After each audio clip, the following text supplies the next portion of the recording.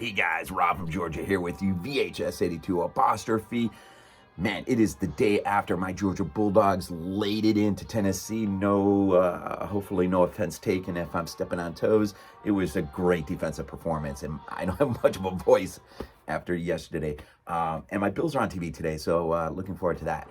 Anyhow, we are looking at episode 21, man. Look at the screen. We're at the tail end. Just a couple episodes to go, and year one is behind us. I take a small break, and then boom, get ready. Probably read the intro to the history of year two. Of course, compliments of Kenneth Muir's book, Exploring Space 1999. Great reference guide for this series. And again, Shout Factory put out a really nice box set, year one, year two, and a compliment disc with some extra features and whatnot, which the author of this book is showcased here a little bit, at least on the complimentary disc, right? And that is one thing I guess I just thought about.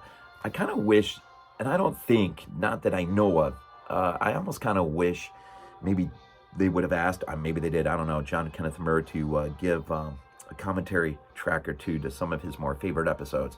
I think that would have been interesting, but not to be. So, The Infernal Machine airs January 8th, 1776, directed by David Tomblin.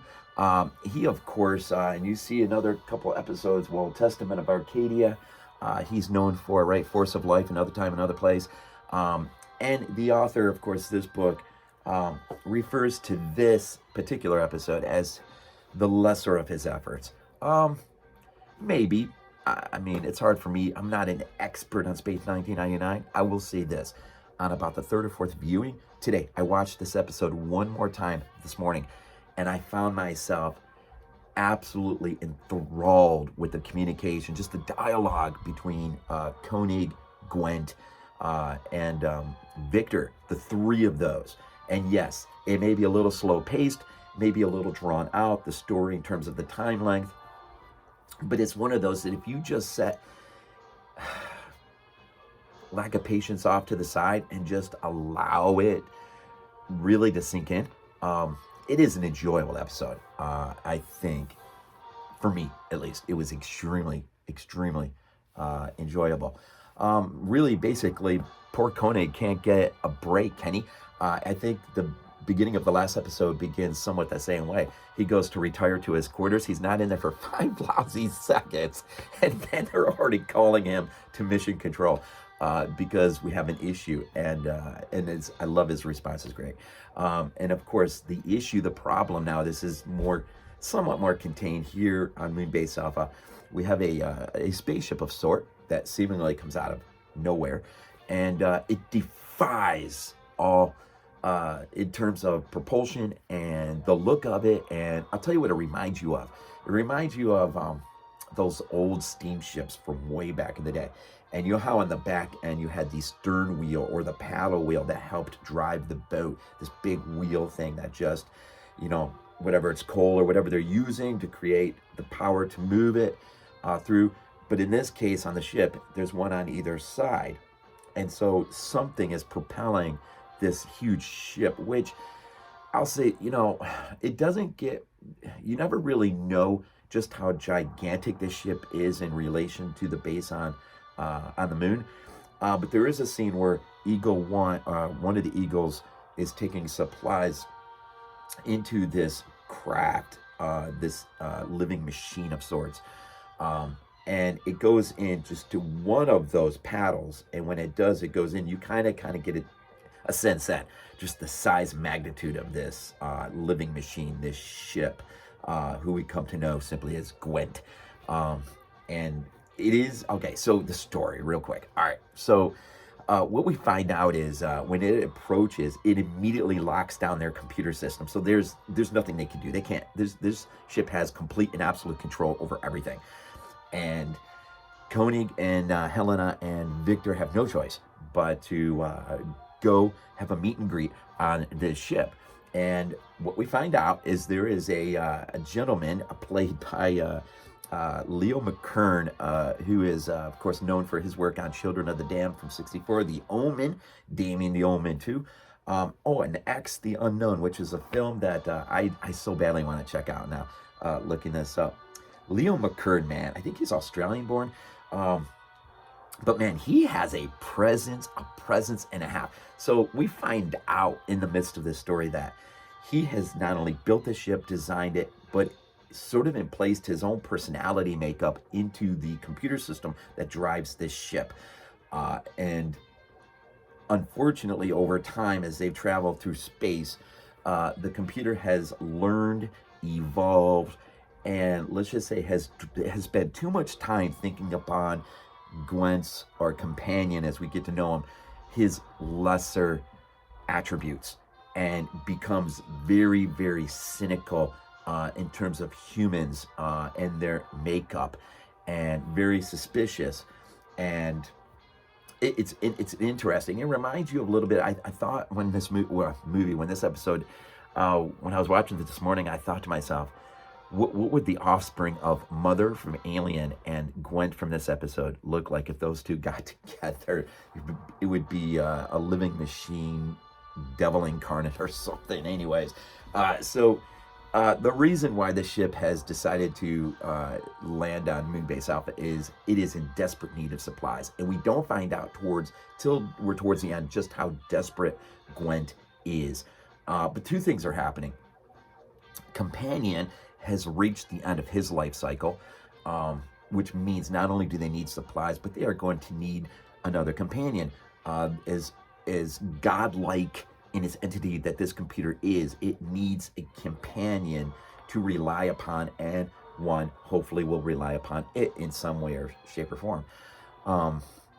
And so the computer system known as Gwent is going to be put into a very interesting position, and because it will suffer, someone into the episode, it'll suffer the loss of companion. He will just have a heart attack or something. He will finally die. He's been dying.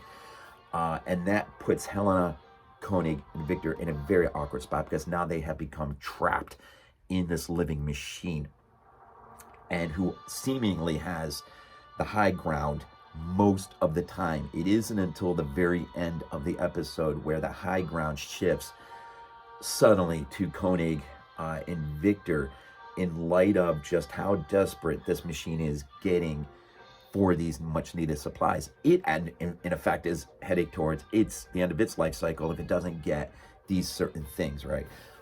And so a lot of it is, the story really does, a lot of it center within this ship, and the communique or the dialogue between Koenig and Gwent, or Victor and Gwent, which it's some really enjoyable dialogue. But I can understand where some might just be a little bit, might get a little bit bored by it, just because of the lack of action or things driving. Now, I will say this, at least on once or twice, an attack is launched by Moonbase Alpha on this ship. We are introduced to lunar tanks, and of course the Eagles, but the living machine responds in kind, and at least momentarily, we are given the impression that nothing can defeat this ship. This ship is impervious to any sort of attack. But, as I said, as we get to the end effect, right, we're going to find out that without these needed supplies, this ship is going to hit its death cycle. And so it's really, towards the end, starts moving convulsively in terms of how it reacts, and it's just its meanness, man, towards it is willing to kill anything that comes in its path between it and the supplies in it, or life. I just say it, life, right? Life. It wants to live. It wants to continue to go on. It recalls a lot of science fiction things that have tapped in, whether 2001, V'ger from Star Trek, the motion picture. Of course, Mother is the one I often thought about. I will say this, again, you cannot speak enough to the miniatures, the model creations, the lunar tanks. We see the Eagles, the scenic artistry, the scenic work in terms of matte paintings and everything else, right? Bill Beavis, who I did not realize until preparing for this episode, he was the scenic artist on the Dam Busters, a favorite of mine from '55, an Air Force film, British Air Force film. The Mask of the Red Death, he's worked on Superman, multiple films. And Martin Baver, or Bauer, I'm sorry, Bauer worked on, he is the supervising model maker. He worked on things like Outland, which I love, that science fiction movie with Sean Connery. Flash Gordon from 80, right? The incredible Queen soundtrack. And Alien 79. You see, so a lot of some crossover work on some of these guys, which is really, really fascinating. So, you know, and should I say, David Tomblin, the director of this episode, did so much second unit work. We're talking like The Haunting from 63. I'm just looking at my notes. The Omen, 76, Superman from 78, Empire Strikes Back. I did not know he was one of the second unit guys on that.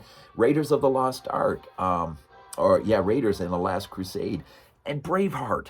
A lot of second unit work this guy has done as a director, which is pretty cool. And I would be remiss if I didn't talk about the funeral scene.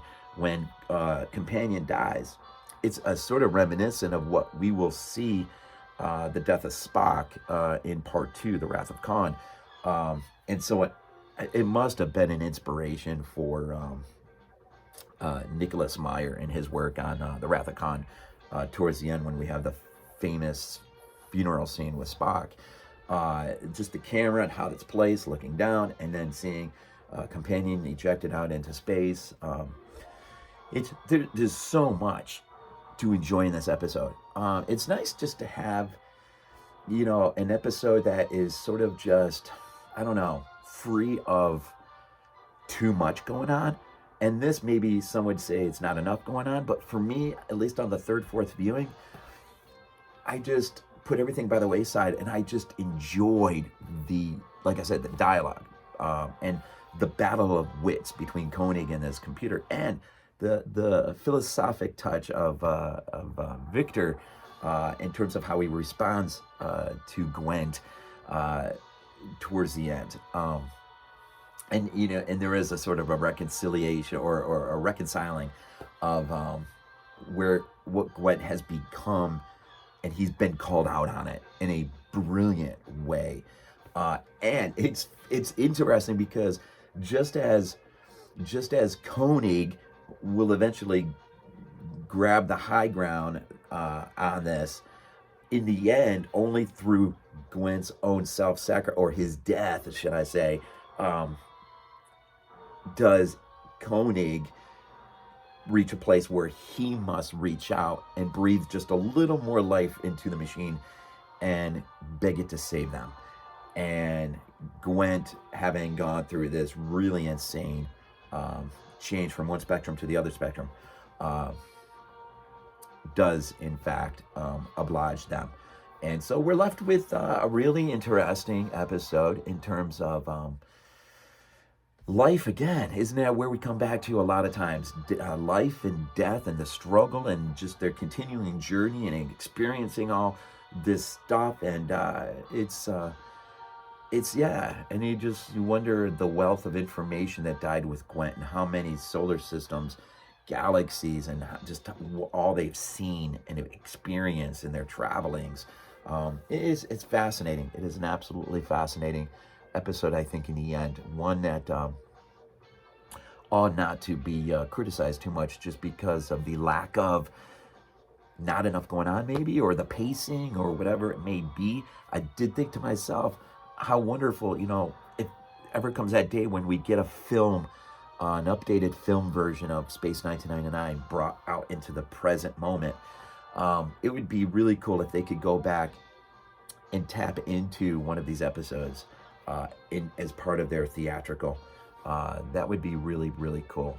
I'm not sure which one would work the best, but I don't know, I just thought about it. That was the brilliance of Star Trek II, The Wrath of Khan, right? Going back and taking Space Seed and bringing it out and then expanding upon it. And thank God Ricardo Montalban was still alive for that, right? That just was brilliant. And if you didn't know, as I close this thing out, Nicholas Meyer dropped not too long ago. He apparently is working, the director of Star Trek II, is working on a prequel that will take place between Space Seed and Star Trek II, The Wrath of Khan. And I really hope that gets developed and that ultimately gets made. When that news dropped, it just sent shivers in my spine, especially knowing Nicholas Meyer is working on it. And so anyways, there's that. Anyways, Yeah, so Space 1999, Shaw Factory release, John Kenneth Muir. We're headed towards the very end. We got Mission of the Darians coming up. And then that's it, last 3 episodes. Oh, Dragon's Domain, which is so much fun. Yeah, so a little bit left. A little bit left. And for all the just the support that I've been getting in terms of just views and whatnot, please comment, man. If I've said something wrong or if I just didn't see something right way, let me know. Comment down below. Hit the like button. Always helps. And thank you so much, though. I never thought in a million years by the end of year one I would be, seeing just the views, right? I just wouldn't have expected it, and I love it. I absolutely love it. I'm so psyched for year 2. I cannot wait for year 2 to dive into that. As always, we end these things off with Go Bills.